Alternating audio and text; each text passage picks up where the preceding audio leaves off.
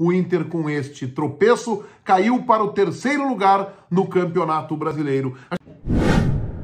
Gurizada, o negócio é o seguinte, o Internacional decidiu na noite desta quarta-feira que a sua briga no Campeonato Brasileiro é pelo G4, ou seja, um empate xoxo no Beira-Rio por 0-0 e viu o Palmeiras vencer fora de casa o Atlético Mineiro e aumentar a diferença agora para 10 pontos. Aliás, peccolorado.com.br, PEC, P-A-C-K. O que é? Foi surpresa a escalação de Mano Menezes? Não, ele deixou o Maurício no banco de reservas, montou um meio-campo com Gabriel, Edenilson, Depena e Alan Patrick, Pedro Henrique e Alemão. Aliás, o time que eu havia informado durante a semana aqui no meu canal. A surpresa foi o Pedro Henrique começar pelo setor esquerdo. Ele deu um tempo. Começa o segundo tempo, o Inter com a mesma formação, e lá em BH o Atlético fez 1-0, resultado que certamente chegou no estádio Beira-Rio e deixou o ambiente um pouco mais tenso. O Edenilson, que vinha sendo vaiado em alguns momentos, passou a ser vaiado com maior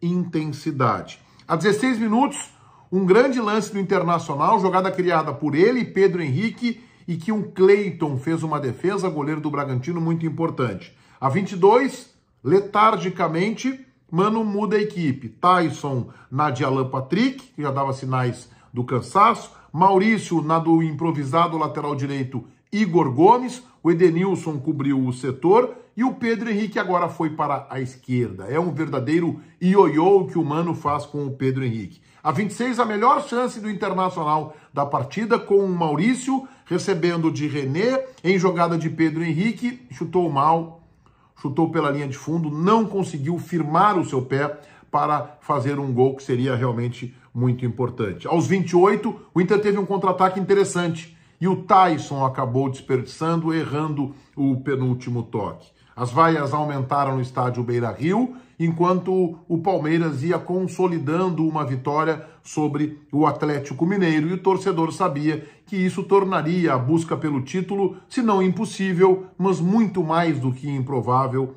quase impossível. O Mano depois tentou empilhar atacantes com David, com Brian Romero, e as mudanças não surtiram nenhum efeito. Ao final do jogo, Keller fez duas defesas importantes. Goleiro que jogou no lugar do lesionado Daniel e acabou salvando o Internacional de uma noite ainda pior. Um Inter que foi burocrático, previsível, não foi audacioso, não teve o mesmo ímpeto de jogos anteriores, amordaçado por um Bragantino que jogou atrás da linha da bola, apenas especulando e teve as melhores oportunidades no segundo tempo. O Inter se conformou, foi amarrado pelo Bragantino do Barbieri e não conseguiu sair do 0-0. Com a vitória agora, vê a distância para o líder aumentar de 8 para 10 pontos e ainda tem o Fluminense, que goleou o Juventude por 4-0 no meio do caminho, com um pontinho a mais que o Inter com 51 pontos.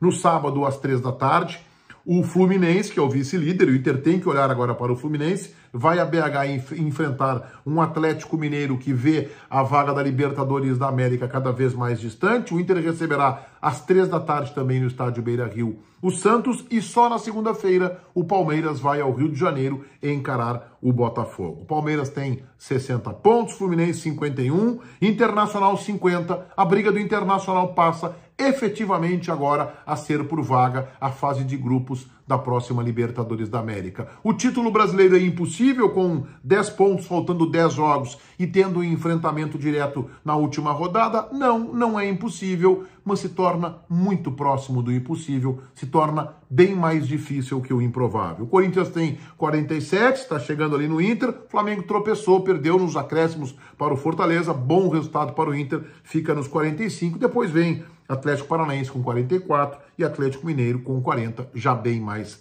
atrás. Vamos para a cotação. Keller, duas defesas importantes no jogo, nota 7. Igor Gomes, zagueiro, lateral, se limitou a marcar, não tem um cruzamento tão bom, nota 6. Os zagueiros do Internacional foram os melhores em campo, na minha opinião. Vitão 8, Mercado 8, implacáveis.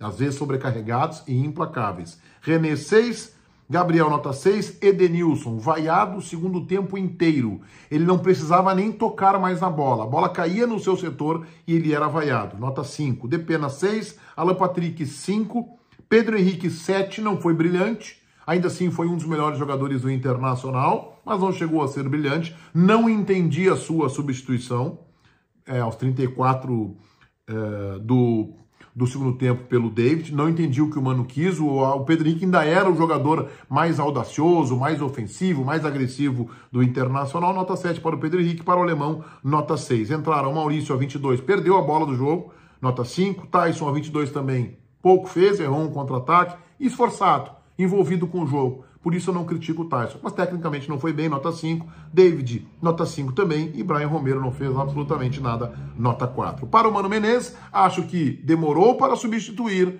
e tirou errado o Pedro Henrique, a não ser que o atacante tenha sentido de algum desconforto muscular. Nota 5. O Inter, nesta rodada, marca passo, vê o título muito mais distante e deve focar agora numa briga para chegar ao G4, a vaga direta na fase de grupos da próxima Libertadores da América.